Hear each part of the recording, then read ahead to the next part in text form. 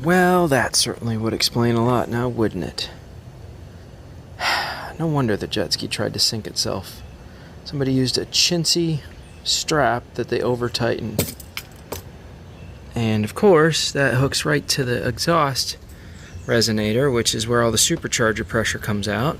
And so that one held, the bottom one held just fine, but the top one exploded when it was put under too much stress, which allowed this pipe to be really, really loose, which then created a whole new problem of pouring water into the back end of the ski until it filled up and sank itself.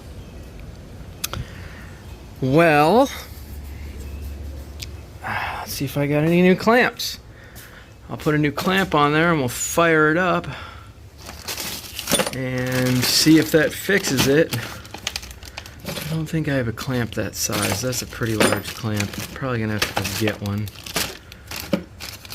Don't think I have any that big. That's a very large clamp. Let's see what I got down here. Yeah, I don't even have anything close to that. That's the only one I got. So I'm gonna have to make a run to the hardware store real quick.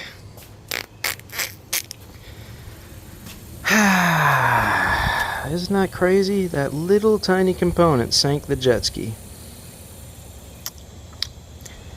So you know what that means? I'm gonna double clamp it this time, and I'm gonna put one on the bottom. I'm also gonna add another one right there, because that one leads right into the other part of the exhaust port, which seems to be holding just fine. However, that one just let loose. That's definitely a good reason why we're getting a ton of water flow out of there. Boy, this is a big job. The amount of lines I've had to disconnect and struggle with to move that resonator to get that new piece on there with new clamps. Man, I hope this doesn't break again. God, so supercharger, downpipe, over to the resonator, back pressure, line explodes, never makes it out.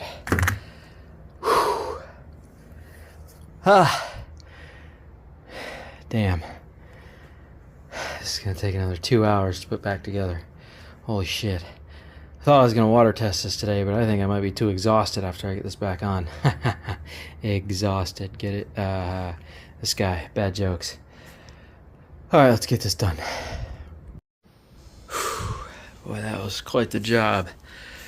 But the jet ski's almost back on the water here. So last time I took it out, this line blew out. It got so hot that it blew out the line and then started taking on water. As you can see, this line degraded really quickly. That supercharger pressure going through there melted everything. You can see all the melted spots on this line. So after a lot of tear down, removing the resonator, doing all that, half the piping, put a new piece on there, all new clamps. I don't know if you guys can see that. You should be able to now. Whole new piece on there, all new clamps, redid all this. And then had to put the bilge pump back in place because that dislodged when the water got in there. And then I just gotta remount half the clamshell and we can bring this thing down to the water and see if that new line can hold the supercharger pressure. Heck, we got 2 years out of this before that line blew out and that clamp snapped, which is what caused the whole thing in the first place, was this top clamp just giving out. So there you go. That got punished for sure. That was getting pretty fragile and frail and melting a lot. So whole new line on there now. And I inspected the rest of these. They're all holding up and doing exactly what they should. So let's go. Let's go. There's absolutely no reason we shouldn't be able to take this down to the water and give it a test after I put the half clam back together. Alright, well, I guess it's time to take it down. I wasn't going to sell it, but it's a little too late in the year now, so may as well just take it down and get it legal again for the next 5 months, ride it over the winter season, and then sell it the first part of spring.